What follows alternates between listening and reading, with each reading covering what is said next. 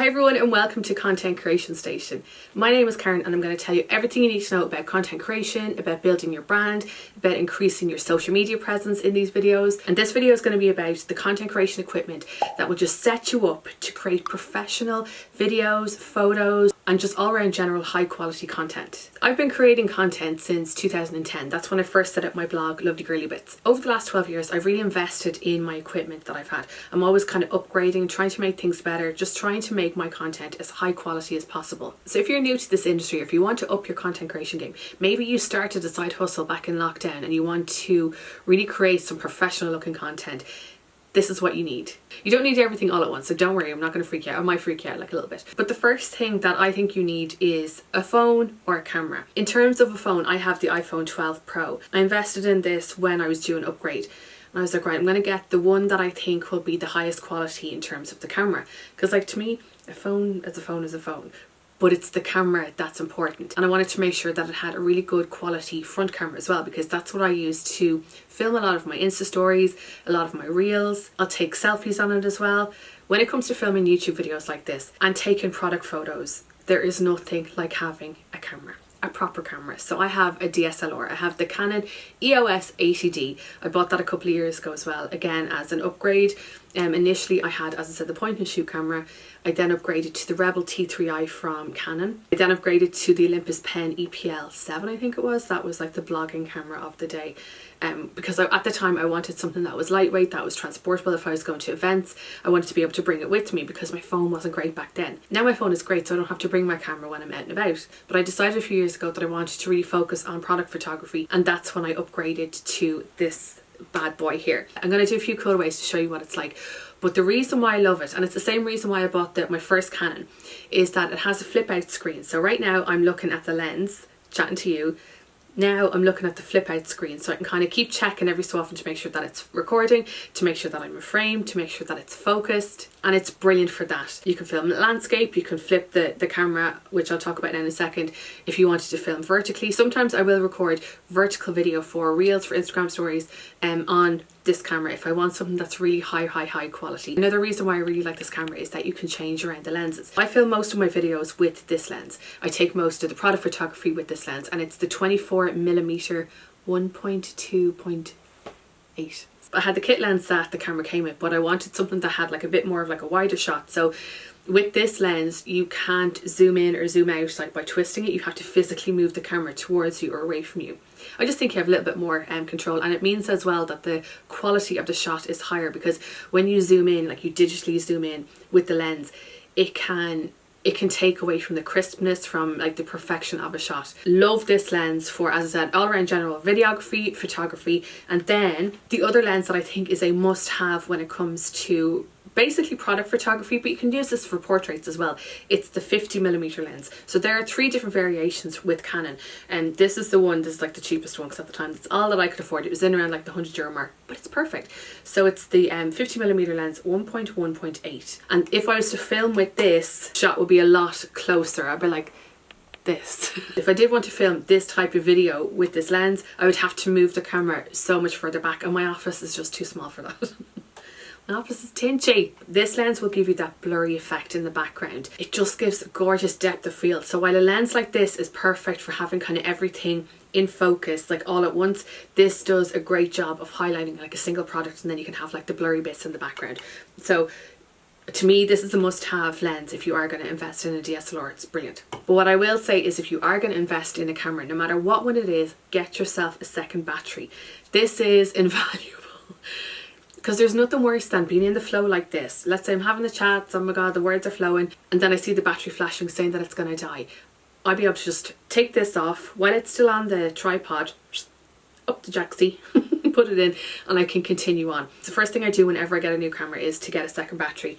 It's just brilliant. You'll thank me later.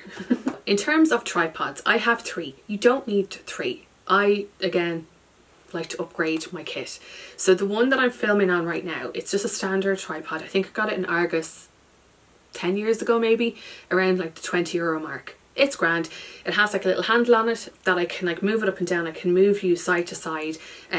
yeah, it's perfect. It's just a standard tripod for if you're filming like this, or if you're doing kind of head-on product photography. I have one for my desk as well. So I bought this on Amazon, I think, a few years ago, and it gets really small because I have my desk that's here beside me, and this tripod would be too big to sit it on the desk to film at the angle that I want. Because as you can see, if you follow me on Lovely Girly Bits, I film with a different background. I film with that corner there in the background because I like to film with natural daylight. So I have like the window here, and I always like to film facing the window just to show the makeup like in its true form. And this regular tripod is too big for that. So I bought this. You can move it around. It was cheap as chips. The regular camera here can screw in on the top, and being able to like move it up and down means that I could sit the camera here and record vertical videos as well as landscape ones. Now, so as I said, the camera can go directly on here, but then I also bought a set, I think on Amazon as well, that screws in on the top here, and it's for my phone. This is extendable, and I will usually take the phone case off and I'll sit my phone in there and then film on the desk, and it's the perfect height. Really, really handy. Because this comes off the smaller tripod, this also sits on this tripod as well. So if I wanted to film on this tripod on my phone, I can. So you can film vertically, and then this also twists, so if you wanted to film landscape as well. It's a really handy piece of kit. And the year that I invested in this camera, I also invested in my next tripod. Who needs 3 tripods? Apparently I do. But I wanted a tripod that had a horizontal arm because I wanted to be able to do flat lays and not have to like hold the camera while holding my breath and trying to make sure that everything is in focus and there's no movement. This just makes life so much easier. It was expensive, but because I wanted to focus on product photography and flat lays, I thought that it was a really good investment, and I use it all the time. So it's this from Manfrotto. Manfrotto 190.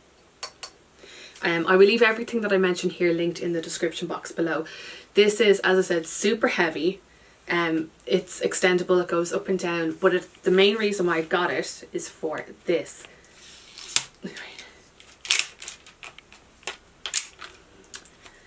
The camera sits on the end here, and then it extends over if you're doing kind of flat lay photography from like the top down. I haven't had any issues with this toppling over yet, but I think if I was to bring it all the way to the end, it would. But I think there are little clips that you can get from Amazon that you can attach to the bottom of this to add like a sandbag or some kind of weight to make sure that it doesn't topple over, because if your camera is too heavy and you have it all the way at the end, you run that risk. And you don't want to break your camera, it's an expensive piece of equipment.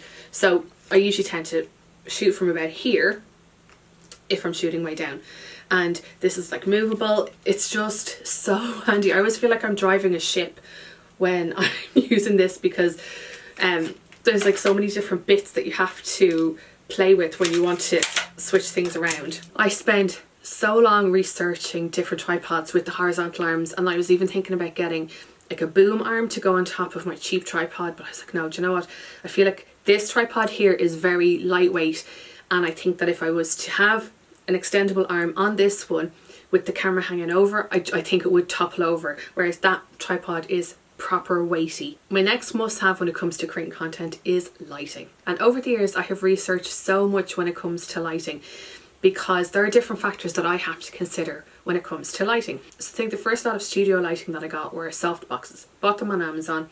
They're great. I still have one of them. I gave one away to my friend. It gets handy and everything, but I tend not to use it because, as I said, the office is so small. I must do like a little tour. And whenever I have like the table set up for doing product photography and the camera and the tripod and the different lighting, I can barely walk around the whole situation, and a softbox is just too big for me in this space. If you have bigger space, it might be handier for you. Also, another thing that I'm not mad on when it comes to the softbox that I have is that it's not adjustable. Maybe the new ones that are out now will have like a dial that you can increase and decrease the light output, but for the one that I have, I tend not to reach for it. And as I said, I've no reason to look into getting newer ones, because just from a physical space point of view, I don't have the space for them. I think a ring light is one of those standard artificial lighting options when it comes to creating content. I have one right now. It had my heart broke because I did have a different picture here. I had it here, but it kept showing up the reflection, and that I just thought was wrecking my head, so I had to rejig my whole background. for that. The ring light that I have is brilliant. So I did have one of those fluorescent bulb ones. It died a few years ago, and then I invested in an LED one, which is brilliant. It's adjustable in terms of the amount of light that comes out, so you can make it dimmer or brighter. And then it also has the warmth adjustment as well. So if you want to have like a warmer feel to your photos or to your videos, you can make it more yellow toned. I have it set to like a daylight output, so it's a little bit cooler. It just looks a little bit more natural. In terms of product photography, I use these panel lights a lot. So these are from Neewer. I have this little sliding panel that comes off. Not sure if you can see the little LED lights there. You can buy separate batteries if you wanted this to be more portable, but there's a plug that I plug it in with. And again, this has the little dimmer knob. And then it also has a knob to increase the yellowness or the coolness of the output of the light. So it's the same as the ring light, but it's just that little bit handier. And oops, the fact that you can do that, you can be a little bit more strategic in how you use the light. Like if it's pointing up to the ceiling to reflect the light back down onto the subject, if you wanted to like point it directly onto a subject, you can make it like lighter, darker. They're just really, really handy. And as I said, I have two of those. And the reason why, again, why I like them is because they're so small. They don't take up a huge amount of space when filming, and then they don't take up a huge amount of space when I'm packing away. Then my latest bit of equipment is this from Godox. While the ring light is great and the panels are great, I wanted a light that really gave me a strong light output, but that also gave me shadows as well. I don't get that with the LED lights. So I spent hours researching different types of lights and what they would do and if they would give me the results that I wanted. And eventually I decided to get this.